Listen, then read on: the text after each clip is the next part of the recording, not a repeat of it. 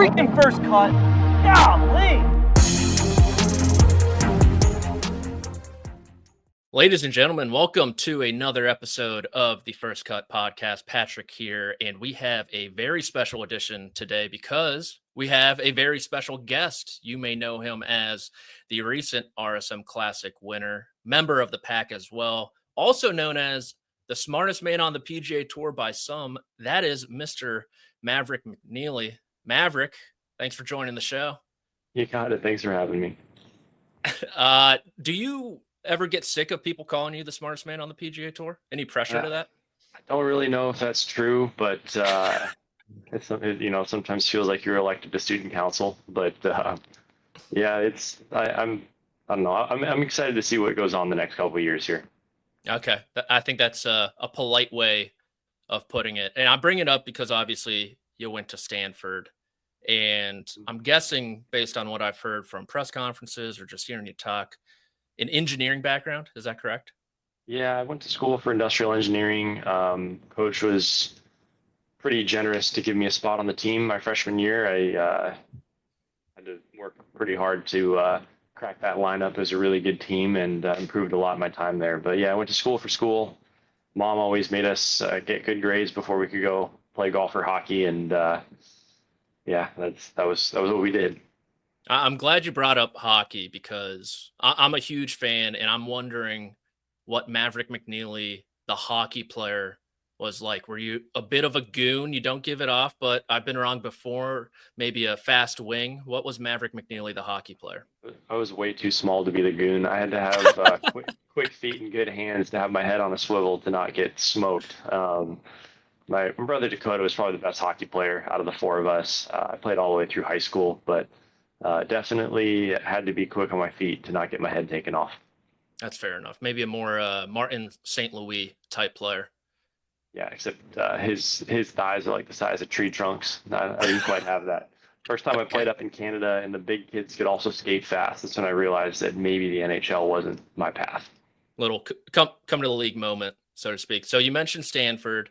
You're on the team freshman year. You have a solid freshman year.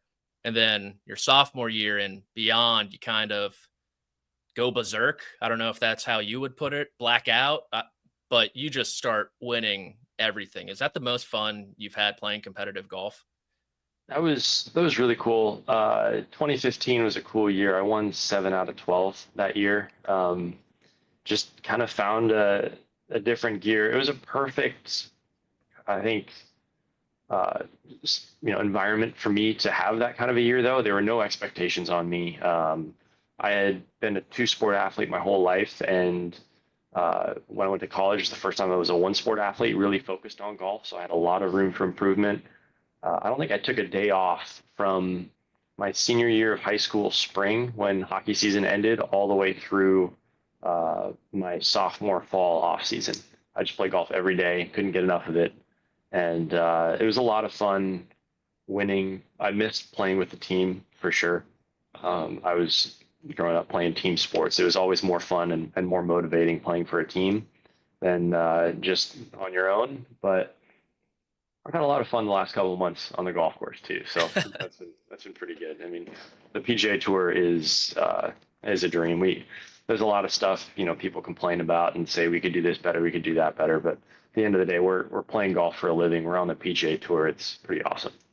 Yeah, and I'm glad you brought up those expectations because you mentioned you might have not had much going into college from a golf standpoint, but coming out of college, they were definitely there. I mean, I remember reading about you in like the Wall Street Journal. There was is he going to turn pro or not whole saga, which was probably embellished a little bit.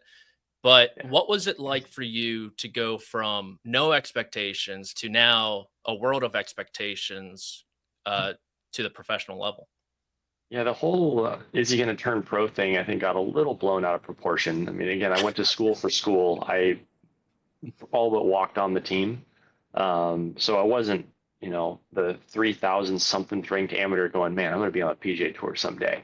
Like, I better get a good degree and I'm going to go play golf for fun because I've idolized the Stanford golf team growing up. That was my mindset. And it wasn't till partway through my sophomore year, I'm like world number one amateur, that I go, wow, this is actually a career option that I didn't think was available.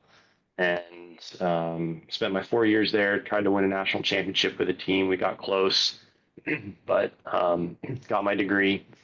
And it was my senior year that I started to actually think about that decision, which is way later than a lot of kids who want to be on the PGA Tour from when they're 12 years old. But turning pro, there was a lot of, I guess, not noise, but it was kind of a big deal in the kind of college golf world.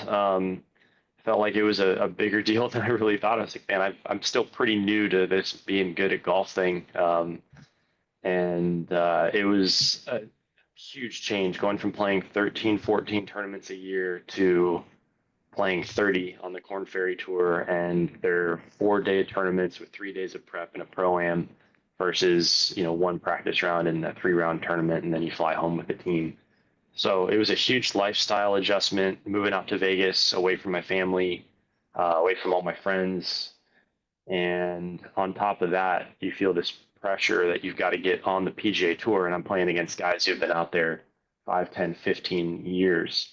So it was, and guys who had been a professional for that long when I was completely new to all of it. So at the end of the day, though, if you'd have told me starting my 8th season on the PGA Tour, I'd be inside the top 30, I'd have a tour win, and I would have spent 2 years on the Korn Ferry Tour right out of college, I would have been like, thumbs up. That's a great start. So a lot of people think it took a while to get there, but I think it's not about how quick you get good, it's about how good you get. And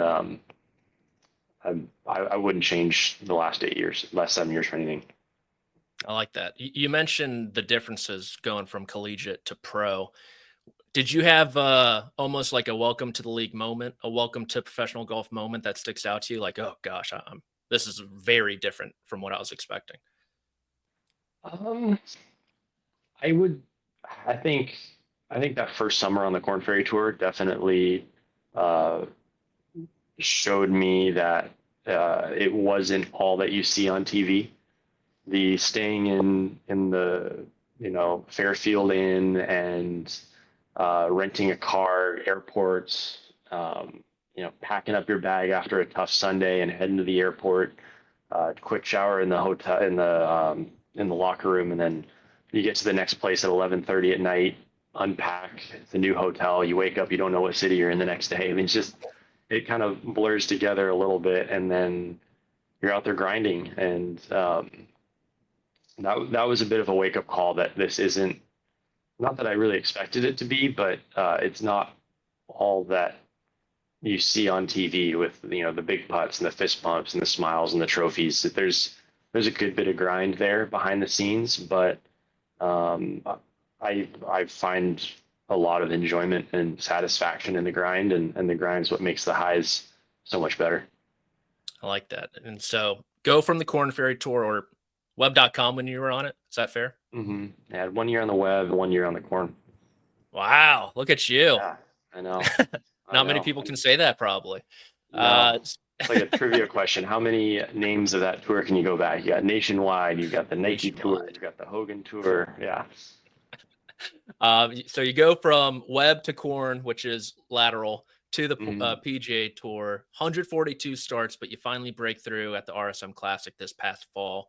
As someone who had won so much collegiately and then grinded his way through, what were the ebbs and flows of just self-belief during that time? You had to deal with injury too. I know you're going through some swing stuff right now also that's produced some really, really good numbers from what I've seen. What was the balance of self-belief and not having it at times?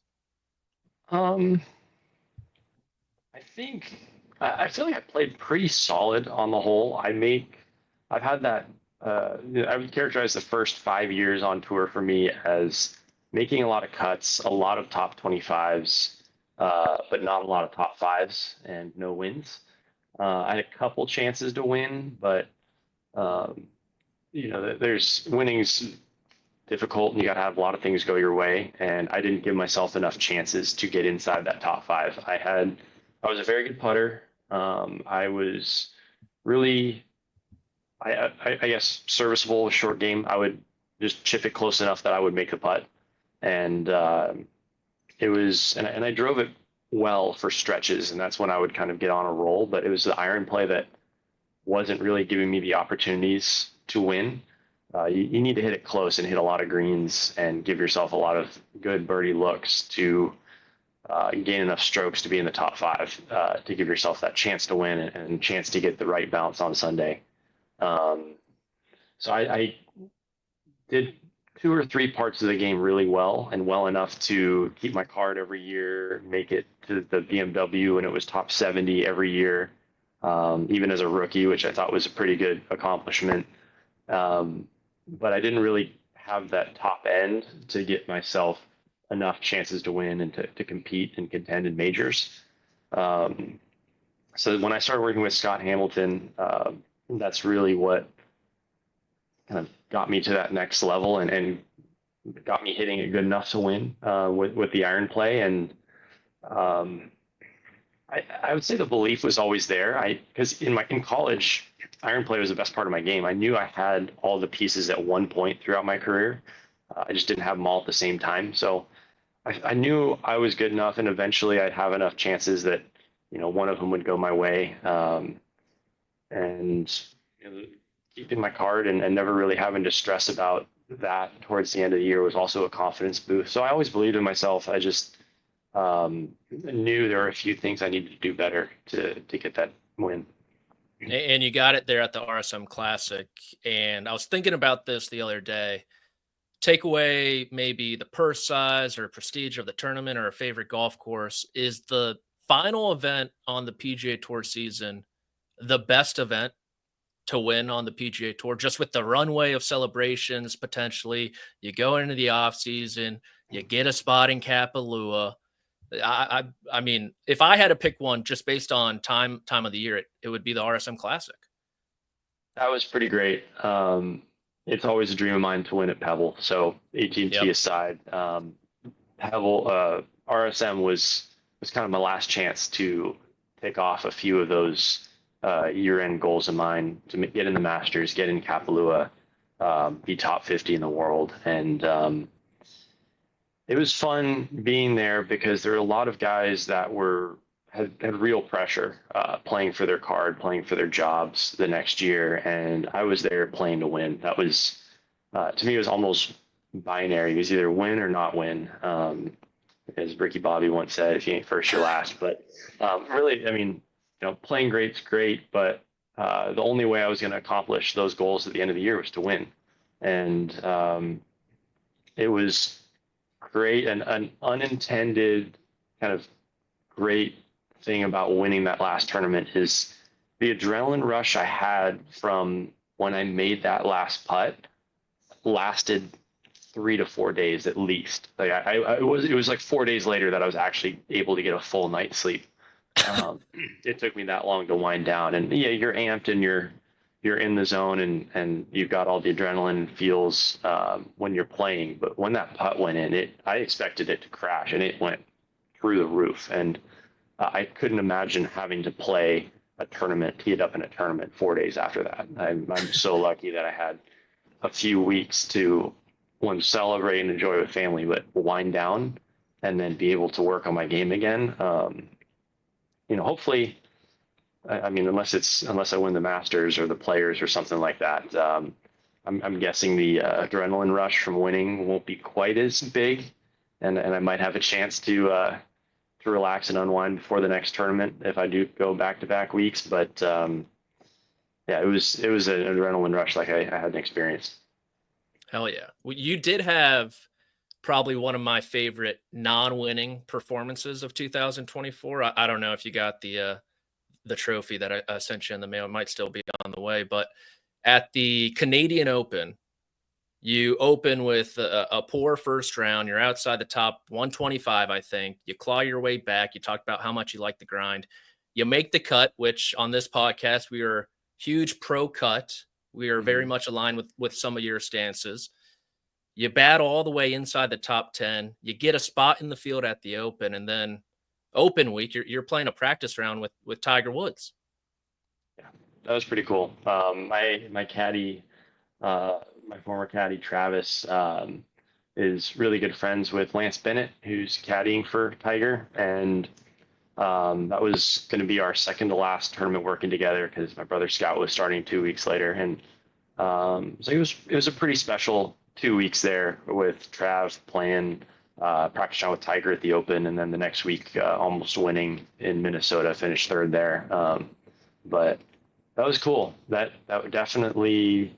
I'm not sure what it was. Something flipped, and went from doing nothing right on Thursday in Canada to playing three of my best rounds of the year back to back to back. I thought Hamilton was an awesome golf course, and it was fun to really backdoor that top 10. I just kind of wish Thursday was a Wednesday. Yeah, that makes sense. How what was that your first practice round with Tiger? It was. Tiger had come by campus twice when I was there at school.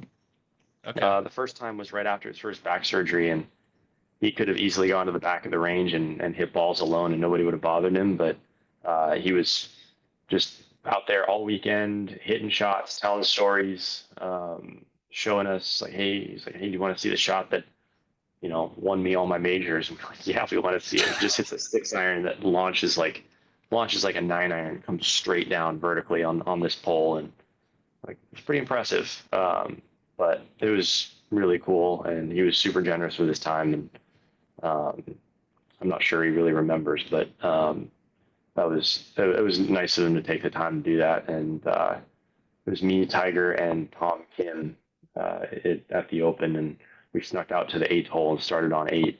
He told everyone that, or at least we were signed up on the practice sheet to tee off at 7:30 on the first hole, and we just went out to the 8th hole. And even then, by the 11th, there were a couple hundred people watching, and my wife was walking inside the ropes too, just kind of keeping her distance. And she was like, I was so nervous, and no one was even looking at me. It was pretty funny, but it was a lot of fun. Yeah, that's a great experience. And, Tiger's not playing too much, but he's doing a lot behind the scenes. You're a member of the Player Advisory Council.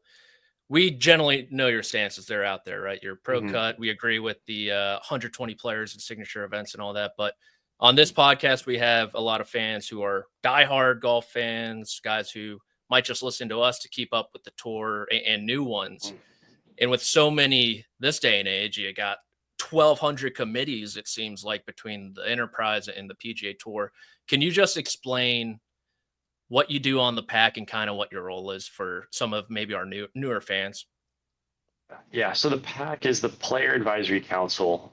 It's a group of, I think, 8 elected players. So basically, they go down the FedEx Cup list and they chop it into 8 equal portions, and everyone votes on one player from each of the 8, and those guys go on the PAC, and then the policy board appoints, I think, 8 more. So there's 8 voted, 8 appointed members of the PAC. In all honesty, we give feedback on what the tour is planning to do, and there's different subcommittees of the PAC, and we kind of discuss different issues, but we mostly just give feedback. We don't really make decisions. The feedback for the PAC is sent to the policy board, and they vote on it. But this year there's actually going to be 2 PAC chairmen, and those PAC chairmen, after a year of serving as chairman of the PAC, go on to the policy board. So I think this year I'm going to run for PAC chairman and see if I can do that, because I think it'd be a pretty interesting and impactful couple of years to be on the policy board the next few, and see what direction the PGA Tour goes, because the policy board is the one that actually kind of makes a big difference. It's good to know what's going on in the PAC, and if you want to know what's happening with the tour and how the tour works, the PAC is a great place to be. But if you want to vote on stuff, it's the policy board. All right, this is great then, because I have a segment that I was just thinking of earlier. Ideas I'll pitch to Maverick that he'll then pitch to the PGA Tour. I've got 5. You can either call them dumb, which I'm sure you will, or you can agree with me. Is that fair? And mind you, Yeah. I don't know about the business sense of it all, whether it's going to work logistically, all that stuff. But You ready for them? Yeah, let's hear them. All right. So if you miss a cut at the player invitational, whether it's the Genesis, API, or Memorial, you have to play in a regular PGA Tour event before you can play in the next signature event. Interesting. Okay. Okay, I think that's. I'll have to think. I'll have to think about it. Yeah. Okay. All right. Cool. That's not a no. Next one. This one probably going to be a no. The cut at the player invitationals is only the 10-shot rule. So like last year at the Genesis, Cantlay was miles ahead. It would have only been a 10-person weekend, maybe something like that. Sometimes it happens. Sometimes maybe everyone makes it. You don't know. Okay. We'll see. I definitely like one better than two, but yep, that's fair. Yeah. I think 3 could be a potential banger. So for the no-cut signature events, let's say there's 80 players. Mm-hmm. The bottom 20 don't get FedEx Cup points. Yeah, I mean that's like the difference of 10 points maybe for the 70th point player, not even 10 points. So that one, like, yeah, if you finish 73rd, you're making 4 points right now versus 0. Adds up though. Yeah. Adds up at the end. All right. Every point matters. This one, business-wise, probably not going to work, which is probably not how I should start it. But we're going to start rotating signature events, and we're going to make a huge spectacle of it all, kind of like NBA lottery night when teams figure out where they're drafting. We're going to have the lotto machine, the corporate logo. John Deere pops up, and it's like, hey, you get one of the 8 signature events this year if you want. But if John Deere's like, we missed earnings last quarter, it's not going to work for us, you get it. You give it instead to 3M if they were picked next. I actually did an exercise 2 years ago when the signature event model was being tossed around. I made a 5-year, like a spreadsheet of 5 years where every single tournament would get a signature event once throughout that 5-year cycle. Obviously keeping the players in the majors and the player invitationals in there. But I think there's some merit to that. And what happened to the model? They went with the kind of the companies that were or the sponsors that were able to put up the money every year, which I understand. But it would be cool to see the best players in the world play TPC Deer Run once every 5 years. Oh, it'd be sweet. Everyone's clamoring for it. All right, so I think that one's a maybe, especially the lottery. Experience the hardest walk on the PGA Tour. Sneaky. Yeah. Okay. Good to know. I've always heard. So behind Kapalua and Augusta, it's Deer Run.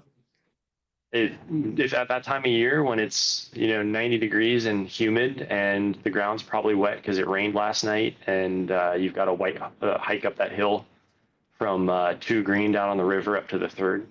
Yeah, it's a hard walk. And you guys got caves this year. That one is not easy. That one's brutal. It's going to be the hottest FedEx Cup playoffs ever between Memphis, Caves Valley, and Atlanta. Caves was the worst tournament ever that I attended. It was so hot. I was giving water to spectators, and they looked at me like I was their savior. Yeah. That place is a cool golf course, but man, that was hot.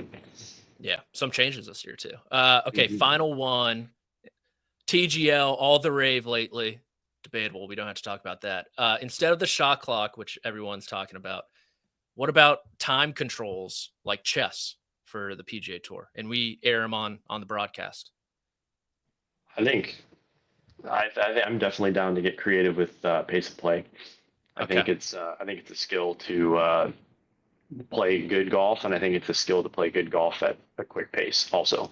Yes. So I've always been on the quicker side. My dad growing up would always tell me, I'm not here to watch you take practice swings. I'm here to have you play golf. So that's what we would do. I actually have one that I want to propose to the pack, which is you got your major medicals, you got your minor medicals. I want to propose a fraternity medical. Case being Lonto Griffin this year had a kid. He had his first child during Mexico week.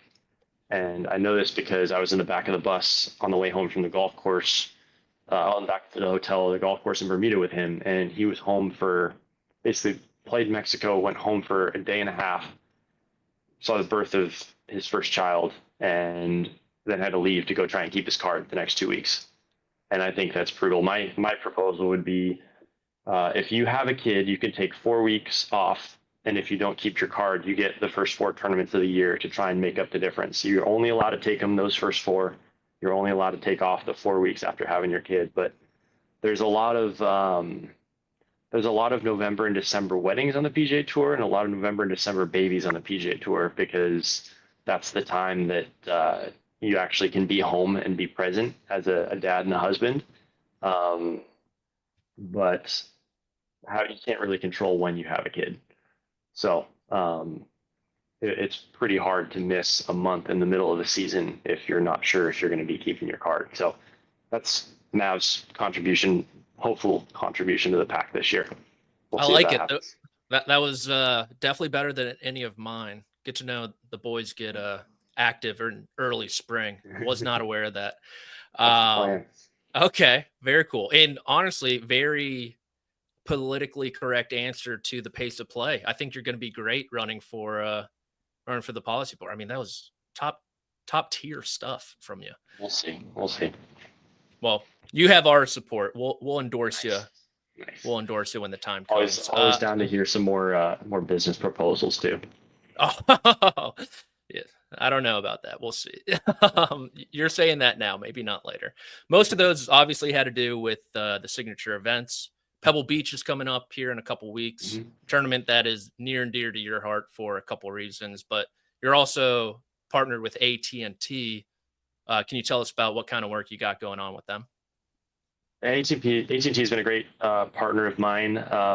When we say that golf is an individual sport, you also have a team. You've got your physical team that helps you compete and keeps your business going and helps you prepare and play the best golf. You've got your family, you've got your fans, but your partners, your business partners, and your sponsors are a huge part of your team as well. You want to pick a team that gives you a chance to invest in your business and helps you be the best player you can be. And I've been partnered with AT&T since 2022. It's their 40th year hosting the AT&T at Pebble Beach. I've had some of my best memories as a pro playing that tournament. This year I'll probably I will be playing with Chuck Robbins, CEO of Cisco, another one of my partners. Played with Dr. Condoleezza Rice last year.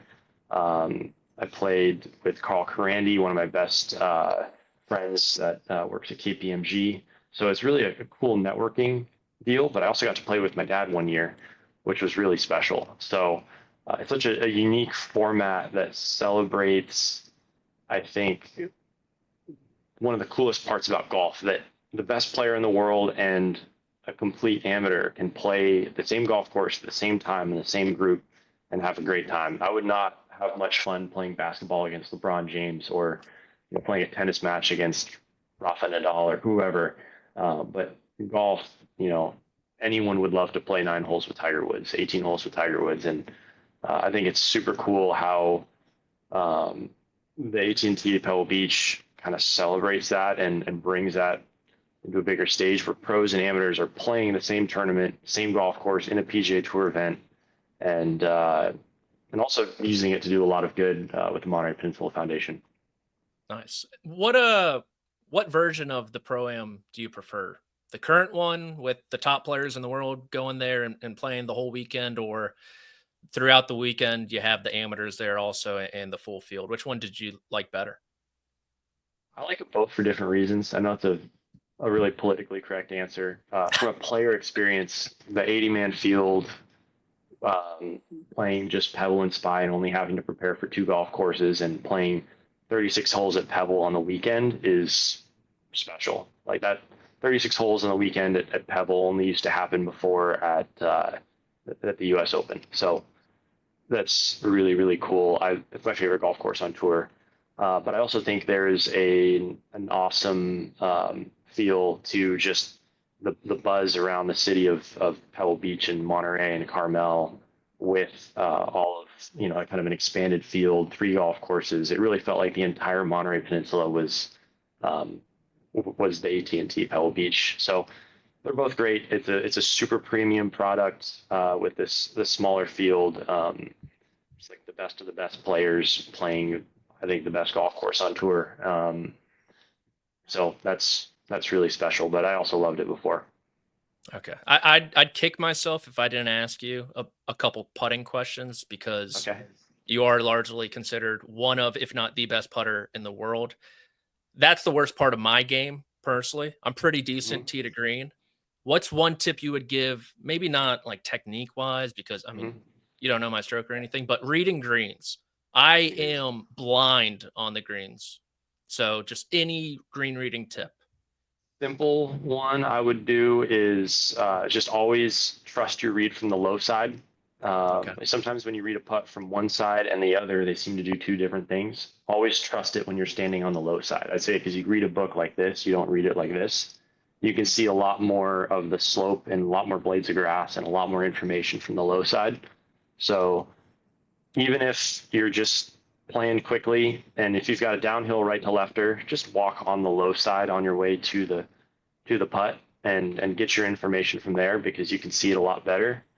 And I've also had a lot of success on golf courses on the water. It's funny, if you look back on my career, I always play well at courses on the water. And one of the things I do there to read greens is I always use the horizon line, the ocean or the lake or whatever it is, as a level. Because that water's dead flat. So I just use that as my reference, and then I look at the green and it shows me exactly how that green is pitched, because a lot of those ocean courses have a gentle slope towards the ocean. So a putt that looks like it's breaking, right to left might actually go to the right towards the water, something like that. But you can always use the water as a level. Holy shit. You are the smartest guy on the PGA Tour. I've never even thought of that. Okay. Do you use aim point? I don't. Good man. I read putts standing over them. Like I do these drills where I have little sticky dots, to trace the path of the putt, and I do that, and then little gate drills, and I do those every day. So you see my putting routine, I go up to my coin and I stand over it and I look this way, because I've trained my eyes to see putts this way. And then I'll read the putt normally, but I read putts better standing over them and feeling them that way than I do any other way. Did your edge over the field further when they banned greens reading books? Yes and no. My stats guy actually said that greens books didn't help anyone. Oh. And I believe it, because a lot of the times breaks are so granular that they can't actually show up in a greens book. And one of the things you don't see on TV is a lot of the times, I would say 80% of hole locations cut on tour are either right by a changing slope or a grain change, or they're on a concave surface. So if it's a right to lefter, you miss the putt right, it won't break. You miss it slightly left, it breaks more left. And that's just the officials trying to make it slightly more challenging, a little bit more difficult. Like, you got to hit it a couple feet closer to have a chance to make the putt. So yeah, I think that's only stuff you can really see with your eye when you're 5 feet from the cup, not something you can look at a little greens book sheet. And I think a lot of the times what you would read on the greens book and what you see with that changing slope are just different enough to miss the putt. Okay, fair enough. We'll get you out of here with one last proposal, not business, rule change. What do you think about banning aim point, so you can't straddle your line on the green? It wouldn't bother me. I mean, I think it'd be better for green smoothness too. I mean, how many people's lines do you think you step in when you're doing aim point 3 or 4 times to the green? I mean, I get it. It's actually, I played 16 holes last night, teeing off at 3:45, and I finished in the dark. So it was like the first putt I've ever aim pointed because it was actually dark, and I made it. So Wow. I just stood next to the line because it was so dark I couldn't see the green, but I didn't do any finger stuff. But, yeah, it's definitely I don't know. I just like to feel it, man. It's subconscious and intuitive. Now we're with you. We're now, I mean, we're now a pro Maverick McNealy podcast. Not that we weren't Love that. before, but your proposals. Nice to know the first cut and I align on so many things. Yes, of course. Come on, are you kidding me? And I think that's going to have to do it for us. I know you're a very busy man out there with your team in California. You got anything else you want to plug? Anything, your socials? You can find them at Maverick McNealy, I'm sure. Anything else coming to mind?